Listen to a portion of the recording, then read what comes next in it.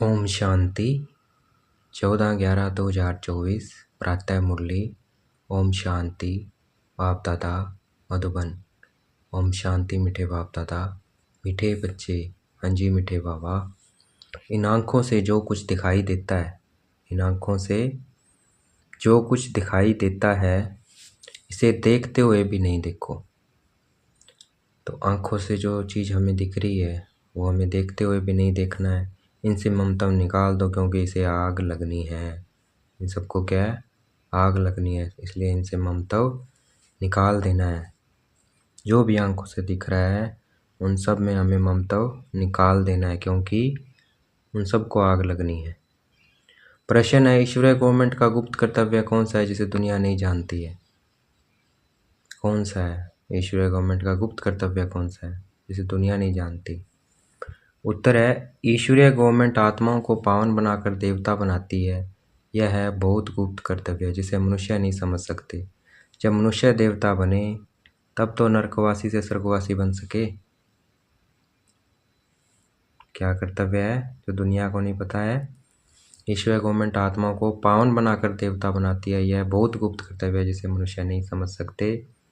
जब मनुष्य देवता बने तब तो नरकवासी से स्वर्गवासी बन सके। मनुष्य का सारा करैक्टर विकारों ने बिगाड़ा है।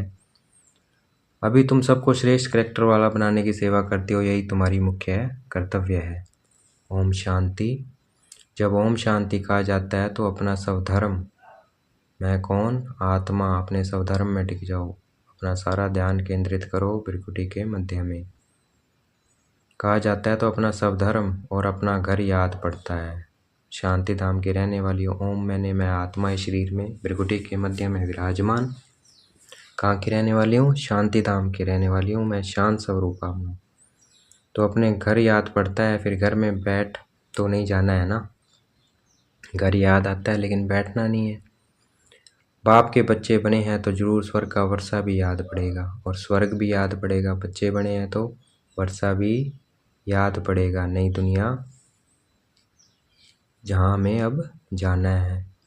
तो बच्चे बने हैं तो घर भी याद पड़ेगा और वर्षा भी याद पड़ेगा। ओम शांति कहने से भी सारा ज्ञान बुद्धि में आ जाता है। ओम शांति, मैं आत्मा शांत स्वरूप प्रकृति के मध्य में विराजमान, शांति धाम की रहने वाली। और यहाँ पार्ट प्ले कर रही हूँ। 84 का पार्ट बजाया। अब वापस घर जाना है, फिर वापस ये सृष्टि चक्कर शुरू होगा नई दुनिया से, एक एक एक एक। तो बाबा कहते ओम शांति कहने से सारा ज्ञान बुद्धि में आ जाता है। 84 का 84 ज्ञान बुद्धि में आ जाता है। मैं आत्मा शांत स्वरूप हूँ, शांति के सागर बाप का बच्चा हूँ। जो बाप स्वर्ग की स्थापना करते हैं वही बाप हमको पवित्र शांत स्वरूप बनाते हैं। मुख्य बात है पवित्रता की। पवित्र दुनिया और अपवित्र दुनिया है। पवित्र दुनिया में एक भी विकार नहीं है, अपवित्र दुनिया में 5 विकार है। नई दुनिया में एक भी विकार नहीं। इस पुरानी दुनिया में कितने हैं? 5 विकार, काम क्रोध मोह लोभ अहंकार।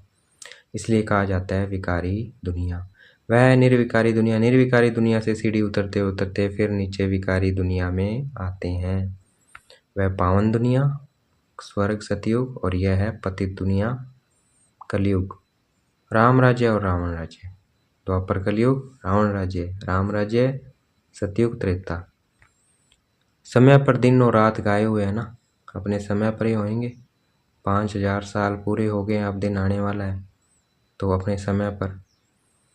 तो समय पर दिन और रात गाए हुए हैं। ब्रह्मा का दिन और ब्रह्मा की रात भी गाई हुई है। दिन सुख है, रात दुख है। तो अपर कलयुग क्या है? रात। सतयुग त्रेता दिन। रात भटकने की होती है। यूं तो रात में कोई भटकना नहीं होता है।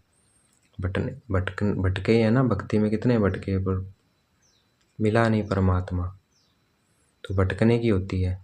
आगे बाबा कहते हैं यूं तो रात में कोई भटकना नहीं होता है, परंतु भक्ति को भटकना कहा जाता है। बाबा नहीं मिला, परमात्मा नहीं मिला, तो क्या हुआ? भटकना ही हुआ। तुम बच्चे यहाँ आए हो सदगति पाने के लिए, तो बाबा मिलता है ज्ञान से। तुम्हारी आत्मा में 5 विकारों के कारण पाप थे, उनमें भी मुख्य है काम विकार। पाप क्यों हुए? 5 विकारों का मुख्य है काम विकार, जिससे ही मनुष्य पाप आत्मा बनते हैं। यह तो हर एक जानते हैं, हम पतित हैं, भ्रष्टाचार से पैदा हुए हैं। एक काम विकार के कारण सारी क्वालिफिकेशन बिगड़ पड़ती है काम विकार से ही। इसलिए बाप कहते हैं इस काम विकार को जीतो तो जगत जीत नई दुनिया के मालिक बनेंगे। तो अंदर में इतनी खुशी रहनी चाहिए। मनुष्य पतित बनते हैं तो कुछ समझते नहीं है, इस काम पर ही कितने हंगामे होते हैं, कितनी अशांति, हाहाकार हो जाता है। इस समय दुनिया में हाहाकार क्यों है? क्योंकि सभी पाप आत्माएं विकारों के कारण ही असुर कहा जाता है। अभी बाप द्वारा समझते हो, हम तो बिल्कुल कोड़ी मिसल वर्थ नोटे पैनी थे।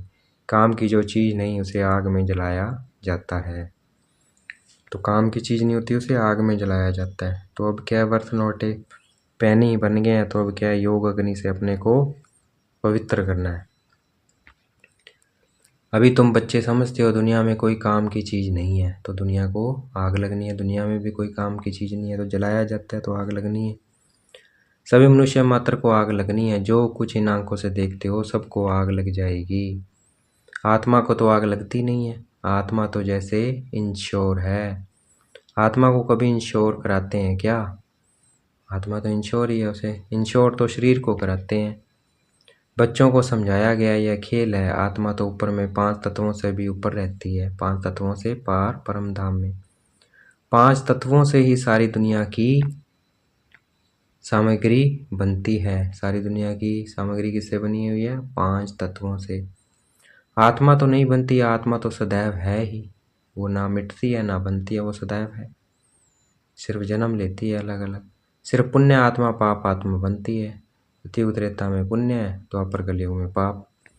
5 विकारों से आत्मा कितनी गंदी बन पड़ती है। अभी बाप आए हैं पापों से छुड़ाने। विकार से सारा करैक्टर बिगड़ता है। करैक्टर्स किसको कहा जाता है यह भी किसी को पता नहीं है। गाया भी हुआ है पांडव राज्य कौरव राज्य। अभी पांडव कौन यह भी कोई नहीं जानते कौन है। हम हैं गुप्त पांडव बीके। अभी तुम समझते हो हम ईश्वरीय गवर्नमेंट के हैं। बाप आए हैं राम राज्य स्थापन करने। इस समय ईश्वरीय गवर्नमेंट क्या करती है? आत्माओं को पावन बनाकर देवता बनाती है। नहीं तो फिर देवता कहाँ से आए यह कोई नहीं जानते, इसलिए इसको गुप्त गवर्नमेंट कहा जाता है। तो यह भी मनुष्य है, परंतु देवता कैसे बने, किसने बनाया? देवी देवता तो होते ही हैं स्वर्ग में, वो हैं दैवी गुण वाले, इसलिए उनको देवता बोलते हैं। तो उन्हों को स्वर्गवासी किसने बनाया? देवताओं को ऐसा किसने बनाया? स्वर्गवासी फिर नरकवासी बनते हैं, वो कैसे बने? स्वर्गवासी शिव बाबा परमात्मा के बनाते हैं और नरकवासी कौन बनाता है? रावण। फिर नरकवासी से स्वर्गवासी बनते हैं, यह तुम भी नहीं जानते थे, फिर और कैसे जानेंगे? हम भी नहीं जानते थे। स्वर्ग सतयुग को नरक कलयुग को कहा जाता है, यह भी तुम अभी समझते हो। यह ड्रामा बना हुआ है, यह पढ़ाई है ही पतित से पावन बनने की। यह पढ़ाई क्या है? पतित से पावन बनने की। आत्मा ही पतित बनती है, पतित से पावन बनना। यह धंधा बाप ने तुम्हें सिखाया है। पावन बनो तो पावन दुनिया में चलेंगे। आत्मा ही पावन बने तब तो स्वर्ग के लायक बने। ये ज्ञान तुम्हें संगम पर ही मिलता है। पवित्र बनने का हथियार मिलता है। पतित पावन एक बाबा को ही कहा जाता है। कहते हैं हमको पावन बनाओ। यह लक्ष्मी नारायण स्वर्ग के मालिक थे, फिर 84 जन्म ले पतित बने हैं। श्याम और सुंदर इनका नाम भी ऐसा रखा हुआ है, परंतु मनुष्य अर्थ थोड़ी समझते हैं। श्री कृष्ण की भी क्लियर समझानी मिलती है। इनमें दो दुनियाएं कर दी है। वास्तव में दुनिया तो एक ही है ना? एक ही दुनिया है। वह नई और पुरानी होती है बस। पहले छोटे बच्चे फिर बड़े बन बूढ़े होते हैं। दुनिया भी नई सो पुरानी होती है। जैसे जो छोटा बड़ा बूढ़ा हो जाता है बड़ा होके, वैसे ये दुनिया पहले नई होती है छोटी, और जब बड़ी हो जाती है 5000 साल की तो पुरानी हो जाती है। तुम कितना माथा मारते हो समझाने के लिए, अपनी राजधानी स्थापन कर रहे हो ना। इन्होंने भी समझाया ना, समझ से कितने मीठे बने हैं। किसने समझाया? भगवान ने। लड़ाई आदि की तो बात ही नहीं है। भगवान कितना समझदार नॉलेजफुल बनाते हैं। शिव के मंदिर में जाकर नमन करते हैं, परंतु वह क्या है कौन है यह कोई नहीं जानते। शिव काशी विश्वनाथ गंगा बस सिर्फ कहते रहते हैं, अर्थ जरा भी नहीं समझते। समझाओ तो कहेंगे तुम हमको क्या समझाएंगे, हम तो वेद शास्त्र आदि सब पढ़े हुए हैं। तुम बच्चों में नंबरवार है जो यह धारण करते हैं। कई तो भूल जाते हैं क्योंकि बिल्कुल पत्थर बुद्धि बन गए हैं। तो अभी जो पारस बुद्धि बने हैं उन्हों का काम है औरों को भी पारस बुद्धि बनाना। पत्थर बुद्धि की एक्टिविटी ही ऐसी चलती है, क्योंकि हंस बुगले हुए ना, हंस कभी किसी को दुख नहीं देते हैं, बुगले दुख देते हैं, उन्हें असुर कहा जाता है। पहचान नहीं रहती है। बहु सेंटर पर भी ऐसे भिखारी बहुत आ जाते हैं, बहाना बनाते हैं हम पवित्र रहते हैं, परंतु है झूठ। बहाना मारते हैं, कहा भी जाता है झूठी दुनिया। अभी है संगम, कितना फर्क रहता है। जो झूठ बोलते हैं, झूठा काम करते हैं, वही थर्ड ग्रेड बनते हैं। फर्स्ट सेकंड थर्ड ग्रेड होती है ना। बाप बता सकते हैं यह थर्ड ग्रेड है। बाप समझाते हैं पवित्रता का पूरा सबूत देना है। कई कहते हैं आप दोनों इकट्ठे रहते पवित्र रहते हो, यह तो असंभव है। लेकिन बच्चों में योग बल न होने के कारण इतनी सहज बात भी पूरी रीति समझा नहीं सकते हैं। तो याद बहुत ज़रूरी है इसके लिए, ताकि दूसरे भी समझ सकें कि इस ज्ञान से पवित्र रह सकते हैं, ज्ञान योग से वैसे नहीं रह सकते। उनको यह बात कोई नहीं समझाते हैं कि यहाँ हमको भगवान पढ़ाते हैं। वे कहते हैं पवित्र बनने से तुम 21 जन्म स्वर्ग के मालिक बनेंगे। ज़बरदस्त लॉटरी मिलती है, हमको और ही खुशी होती है। कई बच्चे गंधर्व विवाह कर पवित्र रहकर दिखाते हैं। देवी देवताएं पवित्र है ना, अपवित्र से पवित्र तो एक बाप ही बनाएंगे, यह भी समझाया है। ज्ञान भक्ति वैराग्य, ज्ञान और भक्ति आधा आधा है, फिर भक्ति के बाद है वैराग्य। अभी इस पतित दुनिया में नहीं रहना है, ये कपड़े उतार घर जाना है। 84 का चक्कर अभी पूरा हुआ, अभी हम जाते हैं शांति धाम। पहली पहली अलफ की बात नहीं भूलनी है, यह भी बच्चे समझते हैं। पुरानी दुनिया ख़त्म जरूर होनी है। अलफ मतलब आत्मा की बात, ये पक्की करनी है।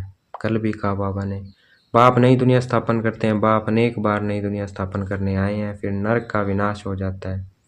नरक कितना बड़ा है, स्वर्ग कितना छोटा है। नई दुनिया में है एक धर्म, यहाँ तो कितने ढेर धर्म हैं, लिखा भी है। शंकर द्वारा विनाश, अनेक धर्मों का विनाश होता है, फिर ब्रह्मा द्वारा एक धर्म की स्थापना होती है। यह धर्म किसने स्थापन किया? ब्रह्मा ने तो नहीं किया। ब्रह्मा ही पतित से फिर पावन बनते हैं।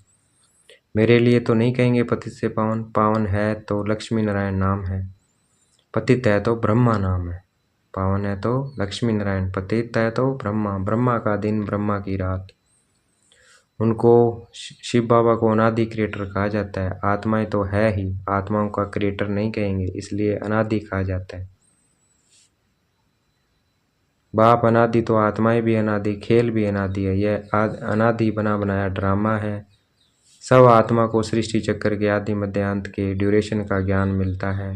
ये किसने दिया? बाप ने। तुम 21 जन्मों के लिए धनी के बन जाते हो, फिर रावण के राज्य में निधन के बन जाते हो, फिर कैरेक्टर्स बिगड़ने लगते हैं। विकार है ना, मनुष्य समझते हैं नरक स्वर्ग सब इकट्ठे चलते हैं।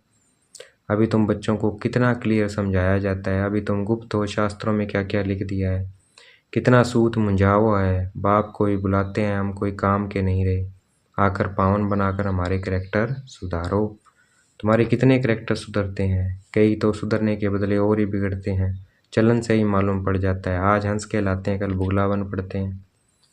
देरी नहीं लगती है, माया भी बड़ी गुप्त है। यहाँ कुछ देखने में आता थोड़ी है, बाहर निकलने से दिखाई पड़ता है। फिर आश्रयवंती, सुनंती, कथंती और भगंती हो जाते हैं। इतनी जोर से गिरते हैं जो हड्ड ही टूट जाते हैं। इंद्रप्रस्थ की बात है, मालूम तो पड़ ही जाता है। ऐसे को फिर सभा में नहीं आना चाहिए। थोड़ा बहुत ज्ञान सुना है तो स्वर्ग में आ ही जाते हैं। ज्ञान का विनाश नहीं होता है। अभी बाप कहते हैं पुरुषार्थ कर उच्च पद को पाओ, अगर विकार में गए तो पद भ्रष्ट हो जाएंगे। अभी तुम समझते हो यह चक्कर कैसे फिरता है। अभी तुम बच्चों की बुद्धि में कितनी पलटती है बुद्धि, फिर भी माया धोखा जरूर देती है। इच्छा मात्रम अविद्या, कोई इच्छा रखी तो गया। इच्छा मात्रम अविद्या बनेंगे तभी बचेंगे, अगर कोई इच्छा रखी तो गया। बर्थ नॉट ए पेनी बन जाते हैं। अच्छे अच्छे महारथियों को भी माया किसी न किसी प्रकार से धोखा दे देती है, फिर वह दिल पर चढ़ नहीं सकते हैं। कोई तो बच्चे ऐसे होते हैं जो बाप को भी ख़त्म करने में देरी नहीं करते, परिवार को भी ख़त्म कर देते हैं। महान पाप आत्मा है, रावण क्या क्या करा देता है। बहुत नफरत आती है। कितनी डर्टी दुनिया है, इससे कभी दिल नहीं लगानी। पवित्र बनने की बड़ी हिम्मत चाहिए। विश्व के बादशाही की प्राइज लेने के लिए पवित्रता है मुख्य। पवित्रता पर कितने हंगामे होते हैं। गांधी भी कहते थे हे पतित पावन आओ, अब बाप कहते हैं। हिस्ट्री ज्योग्राफी फिर से रिपीट होती है। सबको वापस आना ही है, तब तो इकट्ठा जावे। बाप भी तो आए हैं ना सबको घर ले जाने के लिए। बाप के आने के बगैर कोई वापस बाप के आने बगैर कोई वापस जा न सके। अच्छा, देखेंगे बाप दादा हमें याद प्यार दे रहे हैं। मीठे मीठे सिकलते बच्चों प्रति माता पिता बाप दादा का याद प्यार और गुड मॉर्निंग की रूहानी बच्चों को नमस्ते। हमें भी याद प्यार देना है। हम रूहानी बच्चों की रूहानी बाप दादा को दिल व जान शिकवा प्रेम से बेहद का याद प्यार और नमस्ते। धारणा के लिए मुख्य सार, माया के धोखे से बचने के लिए किसी भी प्रकार की इच्छा नहीं रखनी है, इच्छा मात्रम अविद्या बनना है। विश्व की बादशाही की प्राइज लेने के लिए मुख्य है पवित्रता, इसलिए पवित्र बनने की हिम्मत रखनी है, अपने कैरेक्टर सुधारने हैं। आज का वरदान देखेंगे, बाप दादा ने मस्तक पर हाथ रखा हुआ है, वरदान दे रहे हैं। सदा याद की छत्र छाया के नीचे मर्यादा की लकीर के अंदर रहने वाले मायाजीत विजयी भव। सदा क्या है, याद की छत्र छाया में रहना है और मर्यादा की लकीर के अंदर रहने वाला है, वही क्या है, मायाजीत विजयी भव। पाप की याद ही छत्र छाया है और छत्र छाया में रहना अर्थात मायाजीत विजयी बना। सदा याद की छत्र छाया के नीचे और मर्यादा की लकीर के अंदर हो तो कोई की हिम्मत नहीं अंदर आने की।